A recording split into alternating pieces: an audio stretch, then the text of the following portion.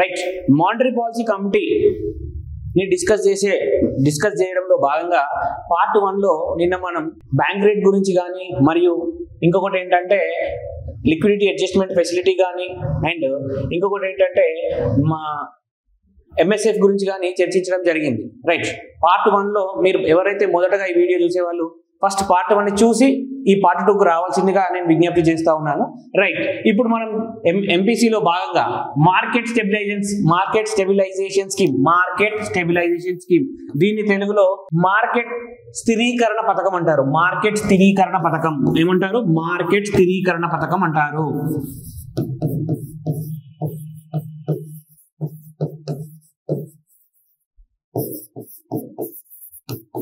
So దీన్ని RBI ఒక tool గా యూజ్ చేస్తుంది ద్రవ్యోల్బణాన్ని నియంత్రించడానికి.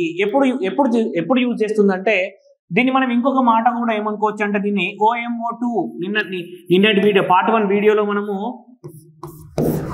ఓపెన్ మార్కెట్ ఆపరేషన్స్ గురించి చాలా డీటెయిల్ గా చర్చించడం జరిగింది. దీన్ని తెలుగులో బహిరంగ మార్కెట్ ఆపరేషన్ చర్యలు అంటారు. బహిరంగ మార్కెట్ కార్యకలాపాల గురించి నిన్నటి వీడియోలో చాలా కూలంకుషంగా చర్చించడం జరిగింది. రైట్. మార్కెట్ స్థిరీకరణ పథకాన్ని OMO2 బహిరంగ మార్కెట్ చర్యలు 2 అని కూడా అంటారు. అంటే ఏం చేస్తారు ఈ మార్కెట్ స్థిరీకరణ పథకంలో అంటే ఎప్పుడైతే మార్కెట్లో నగదు ఎక్కువగా ఉండిందనుకోండి, నగదు లభ్యత ఎక్కువ ఉండిందనుకోండి, అప్పుడు ఆర్బీఐ ఏం చేస్తుందంటే చాలా స్వల్పకాలానికి ఎక్కువ వడ్డీ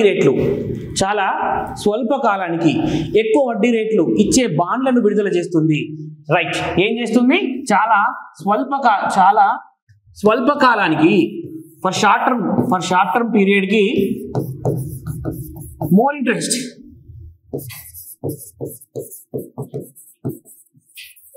రైట్. ఎప్పుడైతే స్వల్పకాలానికి ఎక్కువ వడ్డీని ఇచ్చే ఎక్కువ ఈల్డింగ్ ఇచ్చే బాండ్లను రిలీజ్ చేసినట్లయితే ఏం చేస్తారు?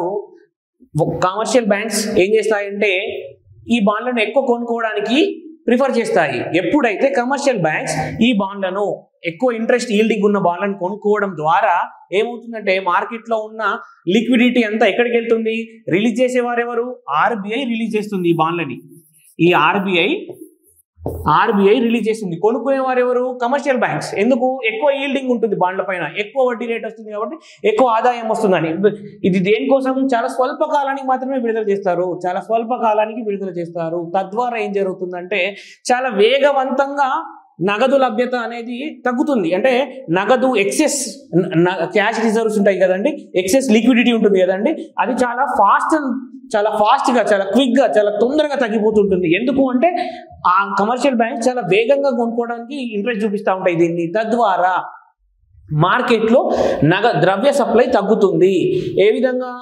రైట్. కమర్షియల్ బ్యాంక్స్ తమ దగ్గర ఉన్న నగదుతోటి ఏం కొంటాయి? ఆర్బీఐ విడుదల చేసే బాండ్లను కొంటాయి. అంటే దీన్ని మనం అనొచ్చు, మరి అనుకోవచ్చు మరి సేమ్ OMOలో కూడా అంటే ఓపెన్ మార్కెట్ ఆపరేషన్స్ లో కూడా ఇదే ఉండింది కదా అనుకోవచ్చు. ఎస్ ఉంటుంది. కానీ ఓపెన్ మార్కెట్ ఆపరేషన్స్ కి దీనికి తేడా ఏంటి అంటే దీంట్లో OMO కంటే బాండ్ టర్మ్ తక్కువ కాలం ఉంటుంది ఒకటి. రెండోది ఇంకోటి ఏంటంటే OMO కంటే ఇందులో ఇంట్రెస్ట్ రేట్ ఎక్కువిస్తుంది ఆర్బీఐ.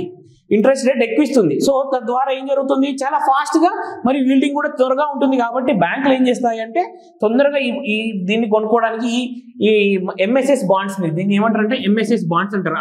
ఈ బాండ్లని ఎంఎస్ఎస్ బాండ్స్ అంటారు. మార్కెట్ స్టెబిలైజేషన్ స్కీమ్ బాండ్స్ అంటారు అనమాట. వీటిని కొనుక్కోవడం ద్వారా ఏం జరుగుతుంది? త్వరగా నగదు లభ్యత అనేది చాలా తొందరగా ఆర్బీఐ కంట్రోల్ చేయగలుగుతుంది. రైట్. ఈ విధంగా ధరల కంట్రోల్ అంటే ఎప్పుడైతే ద్రవ్య సప్లై కంట్రోల్ చేయబడుతుందో ఆటోమేటిక్గా ద్రవ్యోల్బణం తగ్గుతుంది. సో ధరలు పెరగడమే ద్రవ్యోల్బణం. మీకు అందరికీ తెలిసిన విషయమే ద్రవ్యోల్బణం అంటే ధరలు పెరగడమే ద్రవ్యోల్బణం. ద్రవ్య సప్లై ఎక్కువ ఉంటే ద్రవ్యోల్బణం ఎక్కువ ఉంటుంది. సో ఎప్పుడైతే మనీ సప్లై ఎక్కువ ఉంటుందో అప్పుడు ఆటోమేటిక్గా ఇన్ఫ్లేషన్ కూడా ఎక్కువ ఉంటుంది. సో ఈ విధంగా ఈ కమర్షియల్ బ్యాంక్స్ ఈ ఎంఎస్ఎస్ బాండ్స్ ని కొనడం ద్వారా ఏం జరుగుతుంది? ఇన్ఫ్లేషన్ కంట్రోల్ అవుతుంది. రైట్. దీన్ని ఈ మార్కెట్ స్టెబిలైజేషన్ స్కీమ్ ని ఏమంటారంటే ఆపరేషన్స్ స్టెరిలైజేషన్ అంటారు. ఏమంటారంటే స్టెరిలైజేషన్. RBI sterilization. రైట్, ఇది మార్కెట్ స్టెబిలైజేషన్ స్కీమ్. మరొకసారి చూసుకున్నట్లయితే high yielding bond rates, high yielding bonds ని వాటిని ఎంఎస్ఎస్ బాండ్స్ అంటారు. ఎవరు విడుదల చేస్తారు? ఆర్బీఐ విడుదల చేస్తుంది. ఎవరు కొంటారు? కమర్షియల్ బ్యాంక్స్ కొంటారు. ఓకే, సో రైట్, తద్వారా ఏం జరుగుతుంది? నగదు లభ్యత, ద్రవ్య సప్లై అనేది చాలా వేగంగా తగ్గించబడుతుంది. తద్వారా ద్రవ్యోల్బణం తగ్గించబడుతుంది. ఇది ఆర్బీఐ యొక్క మరొక టూల్, మార్కెట్ స్టెబిలైజేషన్ స్కీమ్ అనేది. రైట్, నెక్స్ట్ రైట్, ఆర్బీఐ యొక్క క్వాంటిటేటివ్ టూల్స్ లో రిజర్వ్ రేషియోస్ కూడా చాలా ఇంపార్టెంట్ అన్నమాట.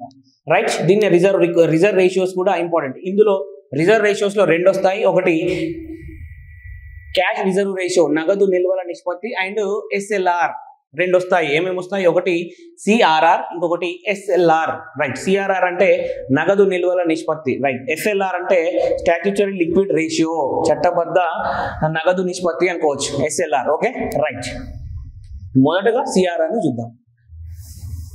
క్యాష్ రిజర్వ్ రేషియో, నగదు నిల్వల నిష్పత్తి. రైట్, ప్రతి కమర్షియల్ బ్యాంకు ముఖ్యంగా షెడ్యూల్డ్ కమర్షియల్ బ్యాంక్స్ ఏం చేస్తాయంటే ప్రజల వద్ద నుంచి డిపాజిట్లు స్వీకరిస్తాయి.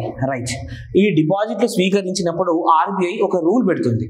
ఆ రూల్ ఏంటంటే మీరు ఎంతైతే డిపాజిట్ స్వీకరిస్తారో దాంట్లోంచి ఆర్బీఐ ఒక పర్సెంటేజ్ నిర్ణయిస్తుంది. దానిని అంత పర్సెంటేజ్ ఆఫ్ ద డిపాజిట్స్ ని ఎక్కడ స్టోర్ చేయాలి? ఆర్బీఐ వద్ద నగదు రూపంలో స్టోర్ చేయాలి. మరొకసారి తెలుసుకుందాం. ఇప్పుడు ఎగ్జాంపుల్, ఒక బ్యాంక్ లైక్ ఎస్బీఐ ఉంది. ఎస్బీఐ యొక్క ఎన్డిటిఎల్ ఒక 100 రూపీస్ అనుకుందాం. 100 రూపీస్ అనుకుందాం. రైట్, ఇప్పుడు ఆర్బీఐ ఒక సిఆర్ఆర్ ని 4% గా నిర్ణయించింది అనుకుందాం. ఎగ్జాంపుల్, 4% గా నిర్ణయించింది అనుకుందాం. ఈ ఎస్బీఐ ఏం చేయాలి? 100 రూపీస్ లో 4% అంటే 4 రూపీస్ ని ఖచ్చితంగా ఆర్బీఐ వద్ద నగదు రూపంలో ఉంచాలి. సో రైట్, సిఆర్ఆర్ 4% అయితే ఈ ఎన్డిటిఎల్ అంటే చెప్తా, ఐ విల్ ఎక్స్ప్లెయిన్ ఎన్డిటిఎల్. సో ముందుగా తన దగ్గర ఉన్న మొత్తం డిపాజిట్స్ 100 రూపీస్ అయితే దాంట్లోంచి 4% ని, సిఆర్ఆర్ 4% అంటే ఖచ్చితంగా 4 రూపాయలని నగదు రూపంలో ఎవరి వద్ద ఉంచాలి? ఆర్బీఐ వద్ద ఉంచాలి. ఓకే, రైట్, ఎన్డిటిఎల్ అంటే ఏంటంటే ఎస్బీఐ దగ్గర 100 రూపాయలు డిపాజిట్ ఉన్నాయంటే, సో 100 రూపీస్ ఉన్నాయంటే 100 రూపీస్ కి 100 రూపీస్ డిపాజిటర్స్ దగ్గర నుంచి స్వీకరించిన అమౌంట్ మాత్రమే కాకుండా ఇంటర్ బ్యాంకింగ్ అంటే వేరే బ్యాంకుల నుంచి తీసుకున్న లయబిలిటీస్, అప్పులు కూడా ఉంటాయి.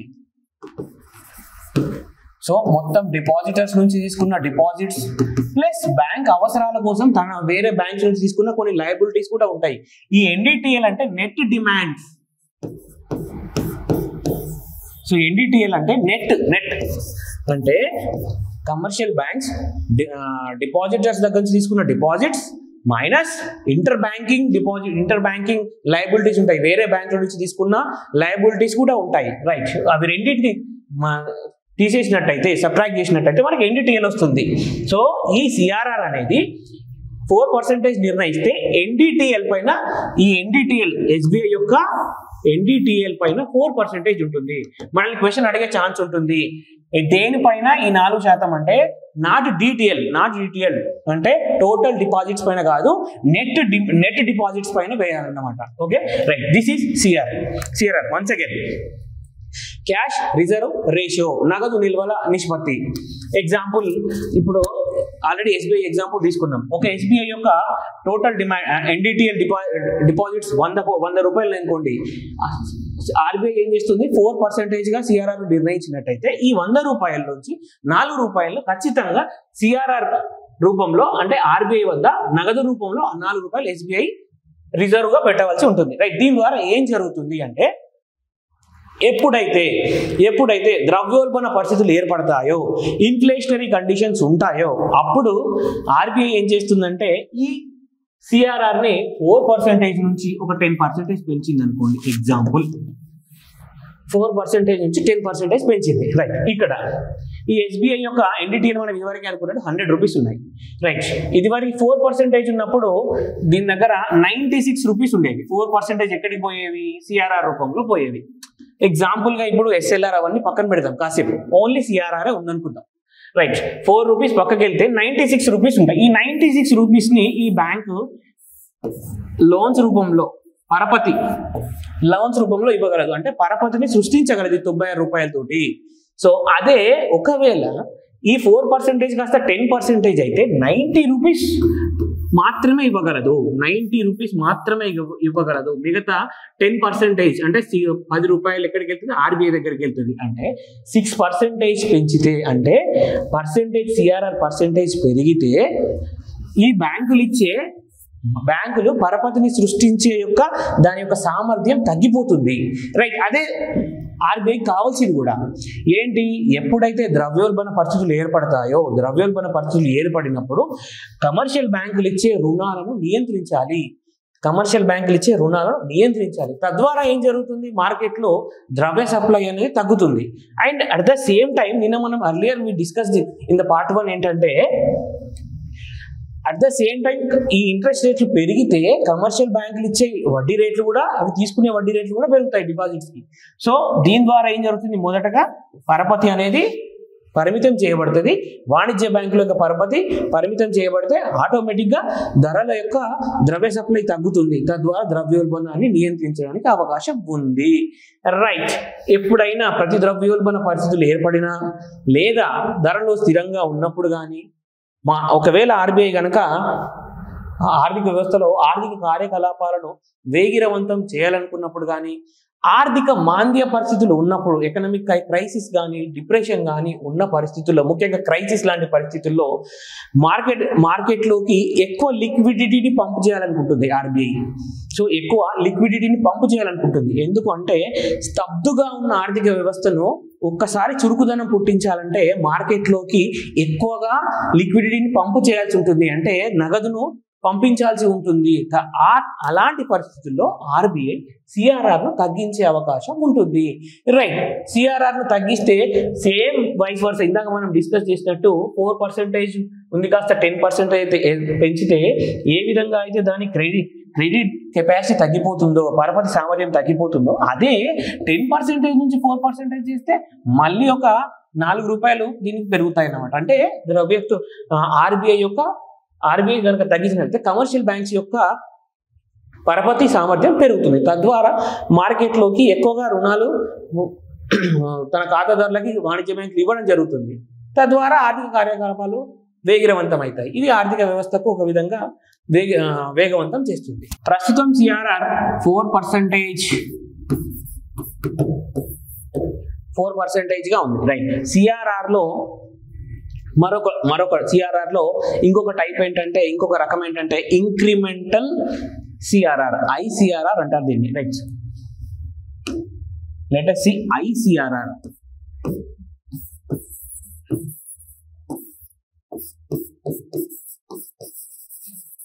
Incremental cash reserve ratio.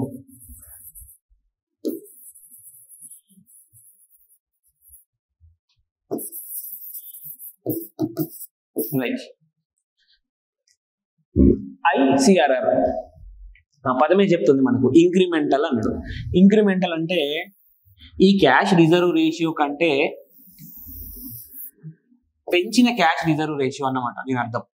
అంటే ఐసిఆర్ఆర్ అంటే ఇంక్రిమెంటల్ క్యాష్ రిజర్వ్ రేషియో. ఇది ఏ టైంలో విధిస్తుంది? ఆర్బీఐ అనేది చూసినట్టయితే ఐసిఆర్ఆర్ ను ఆర్బీఐ ఎప్పుడైతే మార్కెట్లో చాలా ర్యాపిడ్గా లిక్విడైజేషన్ ఉందో, బ్యాంకుల వద్ద ఎక్కువ, అంటే మార్కెట్లో ఎక్కువ క్యాష్ ఉన్నా, లైక్ ముఖ్యంగా బ్యాంకుల వద్ద ఎక్కువ నగదు ఉన్నప్పుడు బ్యాంకులను నియంత్రించడానికి, బ్యాంకుల వద్ద ఉన్న మనీని, నగదును నియంత్రించడానికి దీన్ని ఉపయోగిస్తుంది. ఎటువంటి టైంలో బ్యాంకుల వద్ద నగదు డిపాజిట్లు ఎక్కువగా ఉంటాయంటే ముఖ్యంగా డిమానిటైజేషన్ కానీ, మొన్న 2023లో 2000 రూపాయల నోటును ఆర్బీఐ వెనక్కి తీసుకున్నప్పుడు కానీ, సో ఇలాంటి సందర్భాల్లో మాత్రం మార్కెట్లోని అంటే ముఖ్యంగా కమర్షియల్ బ్యాంకుల వద్ద ఎక్కువ ద్రవ్యత్వ లభ్యత ఉంటుందన్నమాట. ఇలాంటి సమయంలో ఆర్బీఐ ఏం చేస్తుందంటే వీళ్ళను నియంత్రించడానికి, కమర్షియల్ బ్యాంకులను నియంత్రించడానికి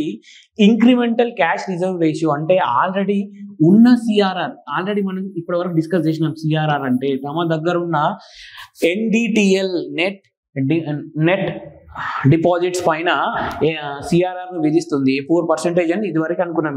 సో రైట్, ఇప్పుడు ICRR అంటే షార్ట్ టర్మ్ పీరియడ్కి, స్వల్ప కాలానికి ఈ డిమానిటైజేషన్ చేసిన సందర్భంలో ఏం చేస్తుందంటే 10%గా నిర్ణయించింది 2023లో ICRRని. అంటే సిఆర్ఆర్కి అదనంగా కొంతకాలానికి, స్వల్ప కాలానికి మీరు ICRRని కూడా మీరు నిర్వహించాల్సి ఉంటుందని ఆర్బీఐ కమర్షియల్ బ్యాంకులకి కొన్ని గైడ్ లైన్స్ ఇస్తుంది, మార్గదర్శకాలు ఇస్తుంది. దాన్నే మనం ICRR అంటారు. అంటే సిఆర్ఆర్ కంటే కూడా ఎక్కువ అమౌంట్ని, ఎక్కువ పర్సెంటేజ్ని విధిస్తుంది అనమాట. దీన్నే ఇంక్రిమెంటల్ క్యాష్ రిజర్వ్ రేషియో అంటారు. ఇది 2 సార్లు విధించడం జరిగింది. రీసెంట్గా అయితే డిమానిటైజేషన్ టైంలో, మరియు మొన్న 2023లో 2000 రూపాయల నోటును ఆర్బీఐ విత్డ్రా వెనక్కి ఉన్నప్పటి సమయంలో ఈ ICRRని విధించడం జరిగింది. రైట్, 2023లో ICRR ఆర్బీఐ 10%గా నిర్ణయించింది. రైట్, ఇటీవల ఆర్బీఐ గవర్నర్ ఏమన్నారంటే ఫేజ్డ్ మేనర్గా ICRRని తొలగిస్తామని చెప్పడం జరిగింది. రైట్, ఇది స్వల్పకాలానికి మాత్రమే వినియోగించే ఒక సాధనం. నెక్స్ట్, రిజర్వ్ రేషియోస్ లో మరొక పార్ట్ అయిన SLR, statutory liquid ratio.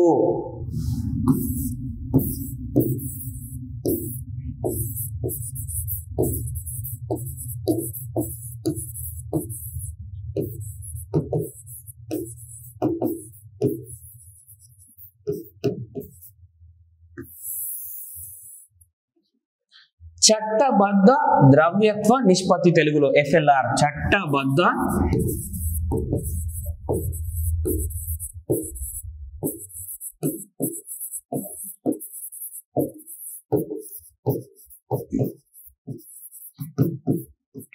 Right, ఇప్పటి వరకు మనము సిఆర్ఆర్ అంటే కమర్షియల్ బ్యాంకులు ఆర్బీఐ వద్ద నగదు రూపంలో నిల్వ ఉంచే రిజర్వ్స్ ని, నగదు రూపంలో ఉంచే నిల్వలను ఏమనుకున్నాం, సిఆర్ఆర్ అనుకున్నాం. రైట్, ఇక్కడ ఏంటంటే స్టాట్యుటరీ లిక్విడ్ రేషియో అంటే ఆర్బీఐ బ్యాంకులకు, కమర్షియల్ బ్యాంకులకు కొన్ని మార్గదర్శకాలు విడుదల చేస్తుంది. ఏంటంటే ఈ SLRని బ్యాంకులు తమ వద్దే నిల్వ ఉంచుకుంటాయి. ఫస్ట్ తమ వద్దే ఏ రూపంలో నిల్వ ఉంచుకుంటాయి అనేది ఇంపార్టెంట్. ఒకటేమో G-Secs, ప్రభుత్వ సెక్యూరిటీలు. ప్రభుత్వ సెక్యూరిటీ అంటే పార్ట్ 1లో చర్చించడం జరిగింది, గవర్నమెంట్ బాండ్స్ అంటే ఏంటో. నెక్స్ట్, బంగారం రూపంలో.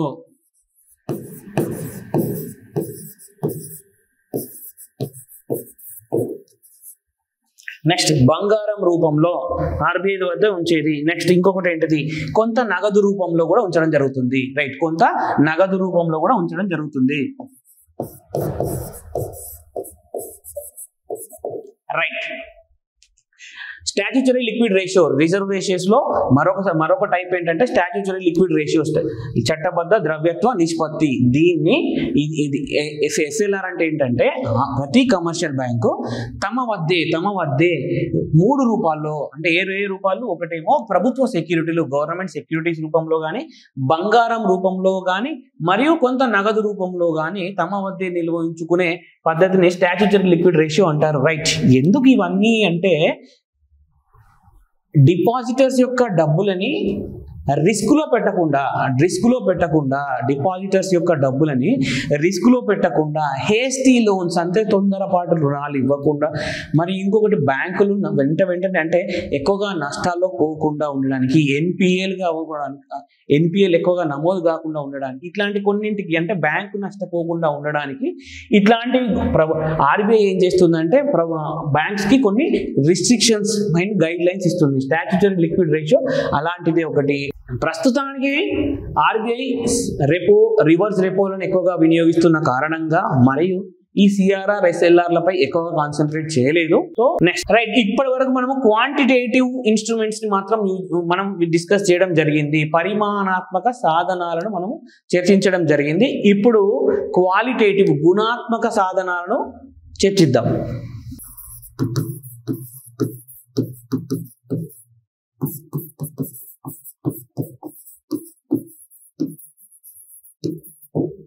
రైట్, ముందు దీంట్లో ఏమేమి వస్తాయో చర్చిద్దాం. క్వాలిటేటివ్ లో ఫస్ట్ మోరల్ సూజనింగ్. మోరల్ సూజనింగ్ అంటే నైతికోద్బోధ.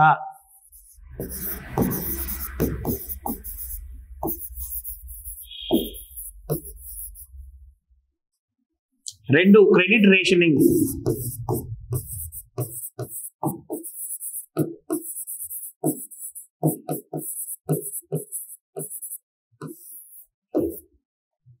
రైట్, మానిటరీ పాలసీలో భాగంగా ద్రవ్యోల్బణాన్ని, ముఖ్యంగా ద్రవ్యోల్బణాన్ని నియంత్రించడానికి ఆర్బీఐ యూజ్ చేసే పాలసీలో క్వాంటిటేటివ్, ఇది ఇప్పటి వరకు మనం డిస్కస్ చేయడం జరిగింది. ఇప్పుడు క్వాలిటేటివ్ ఇన్స్ట్రుమెంట్స్ని డిస్కస్ చేస్తున్నాం. రైట్, దీంట్లో ముఖ్యంగా క్వాలిటేటివ్ ఇన్స్ట్రుమెంట్స్లో ముఖ్యంగా దీంట్లో ఉన్న డిఫరెంట్ టైప్స్ చూద్దాం. ముఖ్యంగా నైతికోద్బోధ అంటే మోరల్ సూజనింగ్ అంటారు దీన్ని. నెక్స్ట్ పరపతి రేషనింగ్, క్రెడిట్ రేషనింగ్ అని ఒక టైప్ ఉంటుంది. మార్జిన్స్ ని డిసైడ్ చేయడం అంటే మార్జిన్లను పరిమితం చేయడం కానీ, మార్జిన్లను నిర్ణయించడం కానీ. నెక్స్ట్ ఇంకొకటి ఏంటంటే వినియోగదారుల పరపతి నియంత్రణ అని ఒకటి ఉంటుంది. అండ్ ఇంకొకటి ఏంటంటే డైరెక్ట్ యాక్షన్స్, ప్రత్యేక చర్యలు అని ఉంటుంది. మొదటగా మనం అసలు దీన్ని ఎందుకు యూజ్ చేస్తారు అంటే పార్ట్ 1లో కూడా మనం డిస్కస్ చేయడం. క్వాలిటేటివ్ ఇన్స్ట్రుమెంట్స్ని ఎప్పుడు యూజ్ చేస్తారంటే ఆర్బీఐ ఏం చేస్తుందంటే కొన్ని సందర్భాల్లో కేవలం కొన్ని సెక్టార్లలో, అంటే ఏదైనా ఒక రంగంలో విపరీతంగా ద్రవ్యోల్బణం ఉన్నట్లయితే, ఏవైనా కొన్ని రంగాల్లో ఇన్ఫ్లేషన్ ఎక్కువగా ఉన్నప్పుడు కేవలం ఆ రంగాలలో మాత్రమే ద్రవ్య సప్లైని నియంత్రించడానికి క్వాలిటేటివ్ ఇన్స్ట్రుమెంట్ను ఉపయోగిస్తుంది. ముఖ్యంగా అదే క్వాంటిటేటివ్ యొక్క ప్రభావము మొత్తం ఆర్థిక వ్యవస్థ మీద పడే అవకాశం ఉంటుంది. సో దాన్ని నియంత్రించడానికి, దాన్ని తరదిద్దుకోవడానికి ఏం చేస్తారంటే ఈ క్వాలిటేటివ్ ఇన్స్ట్రుమెంట్స్ ఉపయోగిస్తారు. కేవలం ఏదో ఒక టార్గెటెడ్ కస్టమర్స్ని, లక్షిత ఖాతాదారులను లేదా లక్షిత రంగాలను మొదలగు వాటిని నియంత్రించడానికి క్వాలిటేటివ్ ఇన్స్ట్రుమెంట్స్ను ఉపయోగిస్తారు. రైట్, మొదటగా దీనిలో రకాలను చూడడం జరిగింది మనము. నైతికోద్బోధ, పరపతి రేషనింగ్, మార్జిన్లను నిర్ణయించడము, వినియోగదారుల పరపతి నియంత్రణ, ప్రత్యేక చర్యలు. రైట్, ముందుగా నైతికోద్బోధ, దీన్ని మోరల్ సూజనింగ్ అంటారు. మోరల్ సూజనింగ్ అంటారు అంటే ఆర్బీఐ ఏం చేస్తుందంటే బ్యాంకులకి కొత్త హితబోధ చేస్తుంది. ముఖ్యంగా జాతీయ సమగ్రతను మరియు జాతీయ భద్రతను దృష్టిలో పెట్టుకొని కొన్ని అనైతిక కార్యకలాపాలను కానీ, కొన్ని వ్యాపారాలకు కానీ, కొన్నింటికి పరపతిని కొంతమంది ఖాతాదారులకు పరపతిని ఇవ్వకూడదు అని బ్యాంకులకు నైతికంగా ఉద్బోధ చేస్తూ ఉంటుంది. ముఖ్యంగా ఆర్బీఐ దీనికి మొదటగా ఒక ఎగ్జాంపుల్ చూసినట్టయితే సట్టా అనే కార్యకలాపాలు, అంటే లైక్ ఇది ఒక లాటరీ గేమ్ లాంటిది, ఒక జూదం లాంటిది. అట్లాంటి కంపెనీలకు, ఖాతాదారులకు, బ్యాంకులు ఎక్కువ వాళ్ళకు రుణాలు ఇవ్వద్దని ఆర్బీఐ ఒక చిన్న ఎగ్జాంపుల్. సో ఆర్బీఐ బ్యాంకులకు కొన్ని నైతిక ఉద్బోధ చేస్తారు, ఒక మోరల్ సూజనింగ్ చేస్తారు. దీన్ని నైతికోద్బోధ అంటారు. నెక్స్ట్ పరపతి రేషనింగ్ అంటారు. క్రెడిట్ రేషనింగ్ అంటే కొన్ని రంగాలలో లోన్లను, అంటే పరపతిని ఏ విధంగా ఇవ్వాలని కొన్ని గైడ్ లైన్స్ ఇస్తుంది. ఎగ్జాంపుల్ తీసుకున్నట్టయితే, ఇప్పుడు చూసినట్టయితే ఈవెన్ దీని best example పిఎస్ఎల్, priority sector lending, ప్రాధాన్యత రంగాలు. అంటే ఖచ్చితంగా కొన్ని రంగాలలో మీరు మీ ప్రాధాన్యత, ప్రయారిటీ సెక్టార్ లెండింగ్ పిఎస్ఎల్, ప్రాధాన్యత రంగాలుగా కొన్ని రంగాలను ఆర్బీఐ నిర్ణయిస్తుంది. దీంట్లో ఖచ్చితంగా ప్రతి ఎగ్జాంపుల్ పిఎస్ఎల్ చూసుకుంటే ప్రతి బ్యాంకు తమ యొక్క మొత్తం ఇచ్చే రుణాల్లో 40% వీటికి ఇవ్వాల్సిందని, 40% ఈ రంగాలకు ఇవ్వాలని ఒక నియమంని విధించడం జరిగింది. 40%. అదే ఇది షెడ్యూల్డ్ కమర్షియల్ బ్యాంక్స్ కి 40%, అదే ఆర్ఆర్బీస్ కి 75% ఉంటుంది. సో ఇది అంటే క్రెడిట్ రేషనింగ్ అంటే ఇది అంటే క్రెడిట్ రేషనింగ్ అంటే క్రెడిట్ పైన లిమిట్స్ అంటే ఈ సెక్టార్లో ఎంత ఇవ్వాలి ఎంత ఇవ్వకూడదు ఇట్లాంటివి పరపతి రేషనింగ్ ఇది ఆర్బీఐ చేస్తుంది. నెక్స్ట్ మార్జిన్లను నిర్ణయించడం, మార్జిన్స్ అంటే రైట్. ఇప్పుడు కొలాటరల్ అంటే పూచీకత్తు పెట్టుకొని ఏదో ఒక కొలాటరల్ని పెట్టుకునే బ్యాంకులు రుణాలు ఇస్తాయి. సో బంగారం కానీ లేకపోతే భూములు కానీ మొదలగు వాటిని తనాఖా పెట్టుకునే రుణాలు ఇస్తాయి. ఎగ్జాంపుల్ ఇప్పుడు ఒక అతను ఒక బిల్డింగ్ని కొలాటరల్ పెట్టాడు అనుకోండి.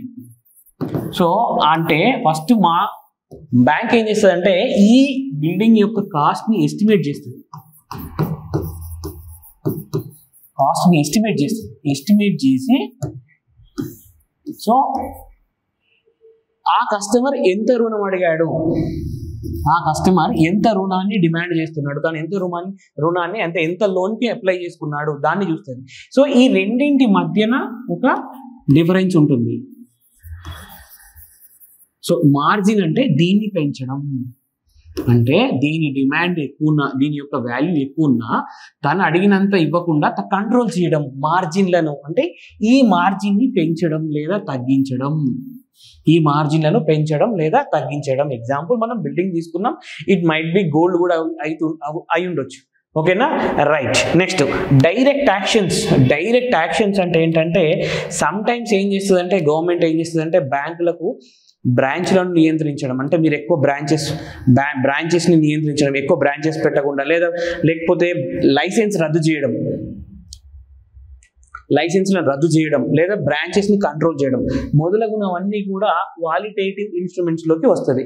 ఓకేనా రైట్. మరొక్కసారి చూద్దాం. క్వాలిటేటివ్ ఇన్స్ట్రుమెంట్స్ ఆర్బీఐ ఎప్పుడు ఉపయోగిస్తుంది అంటే ఏదైనా ఒక రంగాన్ని టార్గెటెడ్ని ఉపయోగించినప్పుడు ప్రతిసారి క్వాంటిటేటివ్ ఉపయోగించదు. సో అలాంటి సందర్భంలో మాత్రం క్వాలిటేటివ్ని ఉపయోగిస్తుంది. దీంట్లో నైతికోద్బోధ, పరపతి రేషనింగ్ అండ్ మార్జిన్ నిర్ణయించడం మరియు వినియోగదారుల పరపతి నియంత్రణ అండ్ ఇంకొకటి ఏముంటుంది అంటే ప్రత్యేక చర్యలు. రైట్. వినియోగదారుల పరపతి నియంత్రణ మిస్ అయ్యామన్నమాట. ఓకేనా రైట్. ముఖ్యంగా వినియోగదారుల పరపతి నియంత్రణ అంటే ఏంటి అంటే ఈఎంఐలు ఉంటాయి. అంటే ఇప్పుడు మనం ఏదైనా హౌస్ లోన్ కానీ ఏదైనా కార్ లోన్ కానీ వెహికల్ లోన్ కానీ ఏదైనా తీసుకున్నప్పుడు సో మనం తీసుకున్న అమౌంట్ని బ్యాంక్ ఏం చేస్తుంది సర్టెన్ ఈఎంఐల రూపంలో దాన్ని డివైడ్ చేస్తూ ఉంటుంది. So right. ఈ ఈఎంఐల యొక్క సంఖ్యను పెంచడం లేదా తగ్గించడం, ముఖ్యంగా ద్రవ్యోల్బణ సమయంలో ఏం చేస్తుంది అంటే ఈఎంఐలను తగ్గిస్తుంది. అండ్ ఇంకొకటి ఏం చేస్తుంది అంటే ఆర్బీఐ డౌన్ పేమెంట్స్ని కూడా పెంచుతుంది. అంటే ఇప్పుడు మనం ఒక కారు కొనేప్పుడు 20 లక్షల కార్ పైన ఒకసారి 2 lakhs 3 lakhs డౌన్ పేమెంట్. అదే ఇన్ఫ్లేషనరీ పీరియడ్లో ఏం చేస్తుంది అంటే ఆ డౌన్ పేమెంట్స్ని పెంచుతుంది. సమ్ టైమ్స్ 5 lakhsకి సమ్ టైమ్స్ 8 lakhsకి ఇస్తుంది. అండ్ ఇంకొకటి ఏం చేస్తుంది ఈఎంఐస్ ఉంటాయి మంత్లీ. ఇప్పుడు ఒక 17 ఈఎంఐస్ ఉన్నాయనుకోండి, అంటే దీంట్లో ఇంట్రెస్ట్ ప్లస్ ప్రిన్సిపల్ 2 అమౌంట్స్ ఉంటాయి. సో ఒక 17 ఈఎంఐస్ మామూలు పీరియడ్లో ఉన్నట్టు ఇన్ఫ్లేషనరీ పీరియడ్లో దాన్ని ఏం చేస్తాయంటే ఒక 15కో 14కో తీసుకొస్తాయి. అంటే ఈఎంఐస్ ఎట్లా జరుగుతుంది అంటే ఈఎంఐస్ పెంచడం ద్వారా తగ్గించడం ద్వారా అంటే 17 నెలల్లో కట్టేది మనం 14 నెలలకు 13 నెలలకు కట్టామనుకోండి. మీన్స్ వాట్ మంత్లీ మనం పే చేసే అమౌంట్ పెరుగుతుంది. సో మంత్లీ పే చేసే అమౌంట్ పెరుగుతుంటే ఏం జరుగుతుంది మన దగ్గర నుంచి ఎక్కువ లిక్విడిటీ ఎక్కడికి వెళ్తుంది బ్యాంకుకి వెళ్తుంది. సో బ్యాంకుకి ఎక్కువ లిక్విడిటీ వెళ్ళింది అనుకోండి. So means what inflationary control జరుగుతున్నట్టే, ఇండైరెక్ట్గా ఇన్ఫ్లేషనరీ కంట్రోల్ జరుగుతున్నట్టే.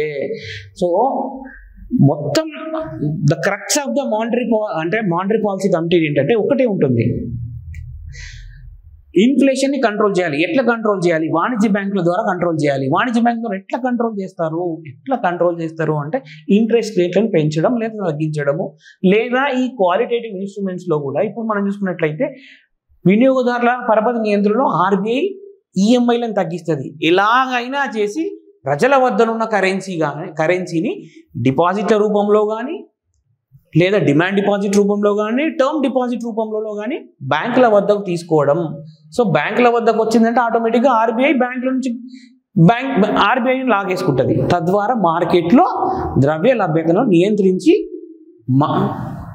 ధరలను స్థిరీకరించడమే ఈ యొక్క ముఖ్య కార్యక్రమం.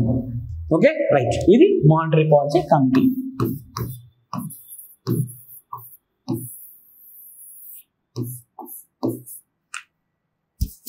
రైట్, మీరు అనొచ్చు సార్ ఇదంతా చేస్తే మరి ధరలు ఏ విధంగా తగ్గుతాయి. సో మరి ద్రవ్య సప్లై ద్వారా అంటే ద్రవ్యోల్బణాన్ని నియంత్రించడం ద్వారా అంటే ముఖ్యంగా వీటి ద్వారా ధరలు ఏ విధంగా స్థిరీకరమవుతాయి మొదలగు చర్చలన్నీ కూడా మనం భారతీయ స్టడీ సర్కిల్లో జరిగే ఎకానమీ క్లాస్లో డిస్కస్ చేద్దాం. ఓకేనా? రైట్.